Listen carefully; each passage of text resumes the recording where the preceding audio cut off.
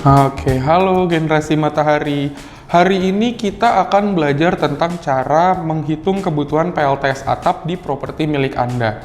Nah, sebelum kita masuk ke cara menghitungnya, ada satu hal yang perlu kita tahu dulu, yaitu adalah tentang satuan yang akan kami gunakan untuk baik listrik di rumah atau satuan untuk PLTS-nya. Nah, kalau untuk satuan listrik yang ada di rumah, kami menggunakan satuannya watt atau VA. Nah, sementara untuk yang PLTS, kami menggunakan satuan watt peak. Nah, sekarang gimana sih cara menghitung kebutuhan listriknya? Untuk yang sistem on-grid, ini sesuai dengan peraturan dari Kementerian Energi Sumber Daya dan Mineral, yaitu adalah kapasitas PLTS maksimal yang bisa dipasang harus sesuai dengan daya listrik yang terpasang di rumah Anda atau di properti Anda. Jadi, misalnya properti Anda, daya listrik yang terpasangnya 5.500 VA. Berarti kapasitas PLTS yang bisa dipasang adalah 5.500 watt peak gitu.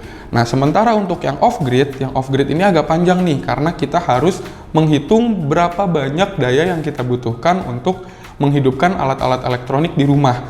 Misal dalam satu rumah ada alat elektronik, misalnya 2 buah unit AC, terus ada kulkas, ada TV 32 inch 1 unit, terus ada lampu LED, anggaplah sekitar 5 unit gitu.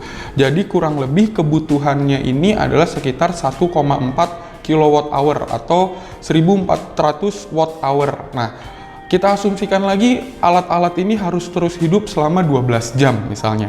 Tinggal kita kalikan saja, berarti kurang lebih kebutuhannya sekitar 16,8 kWh. Nah, kalau misalnya udah tahu kebutuhannya berapa, dengan kebutuhan listrik 16,8 kWh ini, berarti kapasitas PLTS yang dibutuhkan kurang lebih sekitar 4,8 sampai 5,2 kW peak.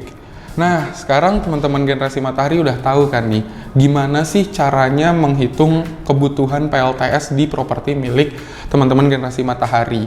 Nah, untuk teman-teman yang masih bingung atau masih punya pertanyaan-pertanyaan lain, silahkan langsung tulisin aja semua di kolom komentar di bawah ya. Thank you.